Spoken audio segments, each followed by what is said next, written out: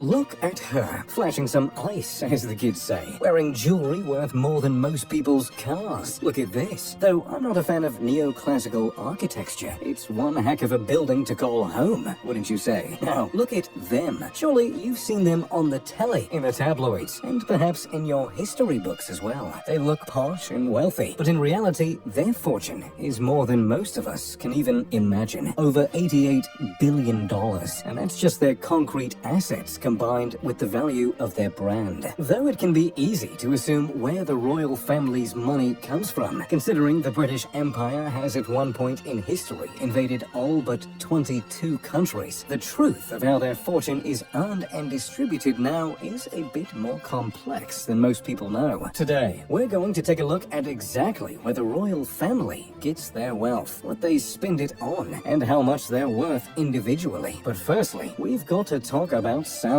The way the royal family is paid has shifted several times over the course of their reign, and is frequently debated to this very day. Hold on to your couch, and maybe pour yourself a cup of tea, because there are a lot of steps and rather oddly named things we've got to cover. For starters, the government financially supports the monarchy by means of a sovereign grant. The sovereign grant is 15% of the annual profits of the Crown Estate. The Crown Estate is land, historical sites, and royal residences that neither belong to the monarchy nor the public. It's almost like the limbo of ownership. The Crown Estate includes 24,700 acres of forestry, 66,500 acres of common land, 263,000 acres of farmland, 285,000 acres of mining land and quarries, Windsor Estate, Buckingham Palace, and, on a weirder note, several shopping centres and all the native mussels and oysters that are farmed in Scotland. The Crown Estate has an annual revenue that hovers around $2 billion.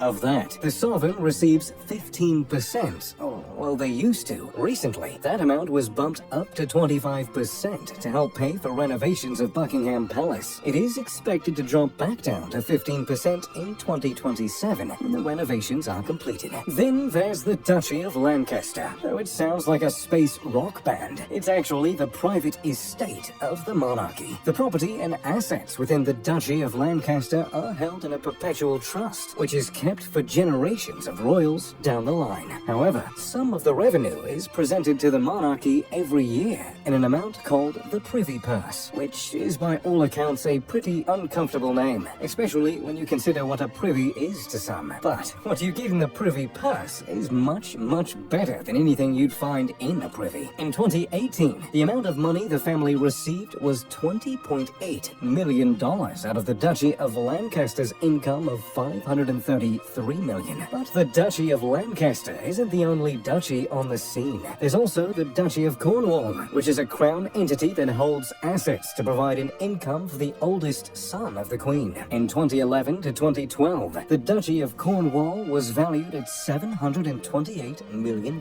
and the annual profit of just over $18 million was paid to Prince Charles. Prince Charles uses the money partially for charity work, but he also uses it to pay the Duke and Duchess of Sussex and the Duke and Duchess of Cambridge, or as most Americans know them, Meghan and Prince Harry, and Prince William and Kate. One other important thing to note is that the duchies are not taxed. So, that's what the monarchy earns annually from the government, but there are ways they earn even more, and Queen Elizabeth is a prime example of that. Queen Elizabeth's wealth can't be proved verifiably. However, several financial experts and historians have put her fortune around the $500 million mark. I mean, you should expect it to be pretty high after all. She sports Cartier crowns for fun, has a hat to match every outfit, and races and bets on thoroughbreds just to pass the time. And by races, I mean owns. Though it is rather amusing to picture Queen Elizabeth as a jockey. The Queen has quite a few assets of her own, many of which have been passed down for generations, though they are privately owned. One of the most unique assets is her stamp collection that is valued at over $100 million. The collection was started way back in 1864 and passed down to her at a very young age, where she began collecting them avidly. The fact that her book of stamps is worth 100 times what the average person makes in their lifetime is a bit surprising. And then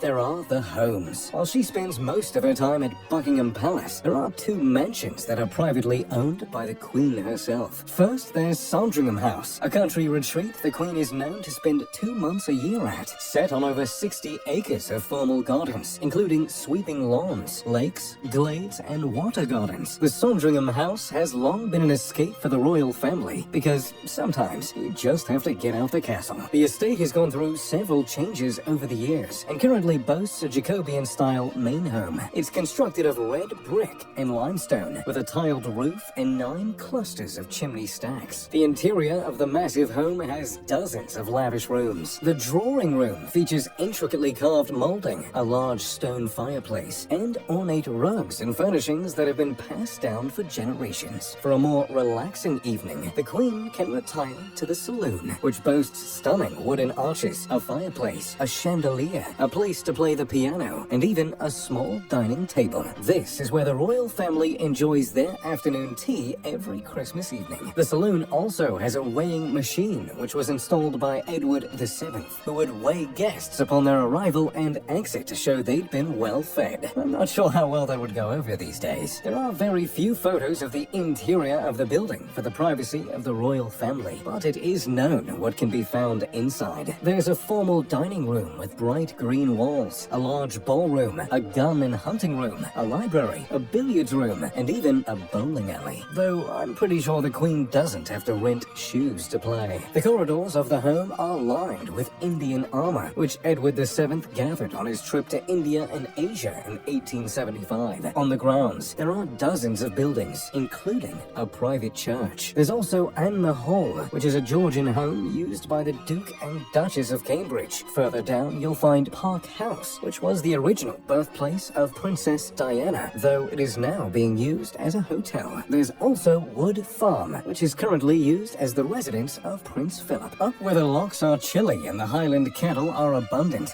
there is another privately owned home by the Queen, Balmoral Castle, which is, as the name implies, a castle. Located in Scotland, the property has been a private asset of the royal family since 1852. It's built from granite in a Scottish baronial style, which adds quite a royal touch to the estate. Set on over 50,000 acres, the property is a working estate with forestry, ponies, and Highland cattle. The land is lush with mountains, valleys, rivers, and lakes. Nestled against the largest lake, there is a boathouse and hunting lodge, perfect for days when the family really wants to get away. There are 150 different buildings on the estate, including multiple holiday cottages and a malt whiskey distillery. There are 50 full-time employees and more than 50 part-time workers who work there to maintain everything. The ballroom is the only room that the public is permitted to physically see in the castle, though there are many photos that depict the wild interior of the home. Some rooms have a gothic flair with a bit of a maximalist design. Chandeliers and,